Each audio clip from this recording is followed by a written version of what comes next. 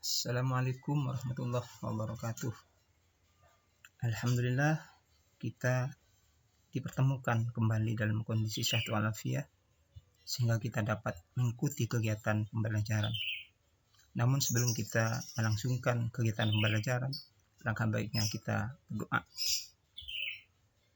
dengan harapan semoga kegiatan ini berlangsung sesuai dengan harapan.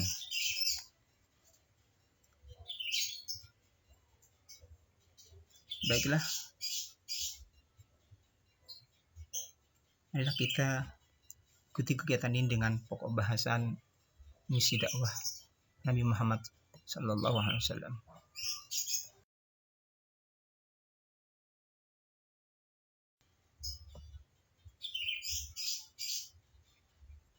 Keadaan bangsa Arab sebelum Islam. Sebelum peradaban Islam menyentuh bangsa Arab sebenarnya telah mengenal kehidupan politik, sosial, ekonomi, bahasa, dan sastra. Dari sisi ekonomi, masyarakat Mekah pra-Islam ditentukan oleh kondisi dan letak geografis negara-negara Arab itu sendiri. Bagi masyarakat pedalaman, kehidupan sosial ekonomi mereka dilakukan melalui sektor pertanian dan peternakan. Bagi masyarakat Arab perkotaan, kehidupan sosial ekonomi mereka sangat ditentukan oleh keahlian mereka dalam perdagangan. Pusat perdagangan yang terdapat di kota Mekah yaitu Pasar Ukas yang dibuka pada bulan-bulan tertentu seperti Zulqa'dah, Zulhijjah, dan Muharram.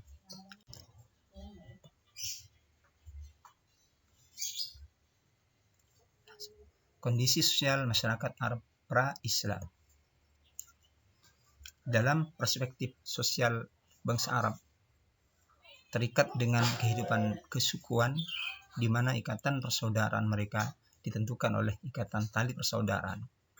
Eksistensi kabilah dan adat istiadat yang menjadi kesepakatan di antara anggotanya dipertahankan secara fanatik. Bangsa Arab sebelum Islam juga telah mampu mengembangkan ilmu pengetahuan. Ilmu pengetahuan yang mereka kembangkan adalah ilmu astronomi, ilmu metodologi, dan ilmu astrologi.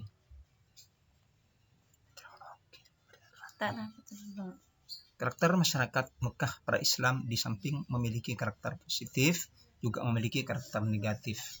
Sisi positifnya seperti pemberani, hormat terhadap harga diri dan martabat, loyal terhadap pemimpin, mempunyai ketahanan fisik, mempunyai keahlian bersama dan pidato. Sisi negatif, mereka suka berjudi, berzina, bahkan ada yang mengubur anak perempuannya hidup-hidup. Sehingga mereka dikenal dengan masyarakat jahiliyah. Kepercayaan masyarakat Mekah pra-Islam. Sebelum mereka kenal dengan berhala sebagai sembahan masyarakat Arab pra-Islam, mereka menjadi pengikut agama Nabi Ibrahim yang dikenal dengan agama Hanif, artinya agama yang benar dan lurus, yang mengajarkan tauhid, mengesahkan Allah. Tapi setelah berjalan berpuluh-puluh abad, ajaran tersebut mengalami perubahan, diputarbalikkan, ditambah dan dikurangi. Kemudian muncul berbagai ajaran dan kepercayaan seperti menyembah patung yang mereka buat sendiri dari kayu, batu, serta logam.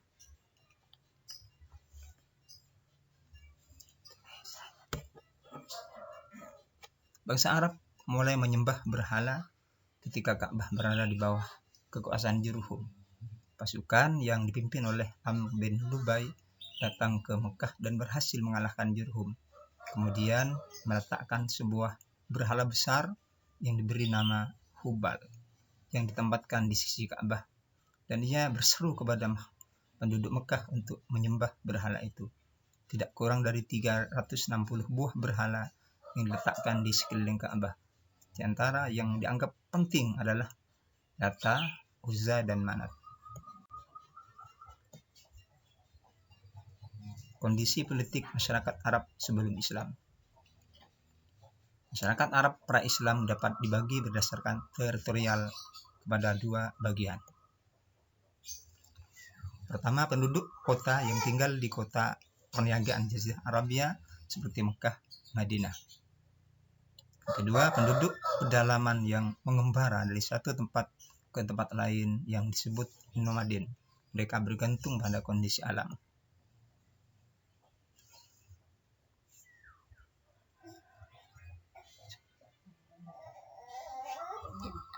Sebelum kedatangan Islam, ada 3 negara besar yang mempengaruhi politik tanah Arab, yaitu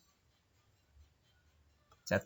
Kekaisaran Bizantium yang menguasai Asia Kecil, Syria, Mesir, sebagian daerah Italia, serta sebagian kecil wilayah Afrika. 2. Kekaisaran Persia dari kekuasaannya terbentang dari Irak dan Mesopotamia serta Afghanistan. 3. Dinasti Himyar berada di Arab bagian selatan. Kerajaan-kerajaan di Jazirah Arab. Kerajaan Kindah, Kerajaan Main, Kerajaan Sabah, Kerajaan Himyar, Kerajaan Hirah, Kerajaan Ghassan, Kerajaan Hijaz. Suku Quraisy mengatur urusan yang berkenaan dengan Ka'bah. Ada 10 jabatan tinggi yang dibagikan kepada kabilah suku Quraisy. Pertama, hijabah, pemegang kunci Ka'bah. 2. Siqayah, pengatur air Zam-Zam. 3. Diyat, kekuasaan hakim sipil dan kriminal. 3. Sifarah, kuasa usaha negara atau duta. Liwa, jabatan ketentaraan. Berikutnya Rifadah, pengurus pajak bagi fakir miskin. Nadwah, jabatan ketua dewan. Haiman, pengurus balai musyawarah. Hazinah, jabatan administrasi keuangan. Azlim, penjaga panah peramal untuk mengetahui pendapat para dewa-dewa. Dakwah Nabi Muhammad SAW periode Mekah. Dengan turunnya surah Al-Alaq ayat 1-5 ini menandakan bahwa Nabi Muhammad telah menerima tugas kerasulan. Baru setelah ayat yang kedua turun, yaitu surah Al-Mudaththir ayat 1-5, barulah Rasulullah menjalankan misi dakwah dengan strategi 1. Dakwah secara rahasia. 2. Dakwah secara terang-terangan. Dakwah secara rahasia. Dakwah secara rahasia sasarannya di kalangan keluarga dan sahabat terdekatnya. Mula-mula yang masuk Islam dari kalangan wanita yaitu Siti Khadijah. Dari kalangan laki-laki dewasa yaitu Abu Bakar As-Siddiq. Sementara dari kalangan anak muda yaitu Ali bin Abi Thalib. Kemudian Zaid, bekas budak yang telah menjadi anak angkatnya. Abu Bakar juga punya andil dalam menyebarkan dakwah. Orang-orang yang masuk Islam melalui Abu Bakar yaitu Utsman bin Affan, Zubair bin Awam, Abdurrahman bin Auf, Sa'ad bin Abi Waqqas, Talha bin Ubaidillah, Abu Ubaidillah bin Jarrah, Al-Arqam bin Abil Arqam. Mereka dalam sejarah dikenal dengan sebutan As-Sabiqun al-Awwalun. Dakwah secara terang-terangan. Aktivitas dakwah Rasulullah SAW semakin sering dan tegas, terutama setelah turunnya Quran Surah Al-Hijr ayat 94. Ayat ini menegaskan agar Rasulullah SAW lebih produktif dalam berdakwah, walaupun mendapat respon yang beragam. Sebagian besar menolak dan menentang, hanya sebagian kecil saja yang menerima seruan dakwah, terutama di kalangan kerabat dekatnya sendiri.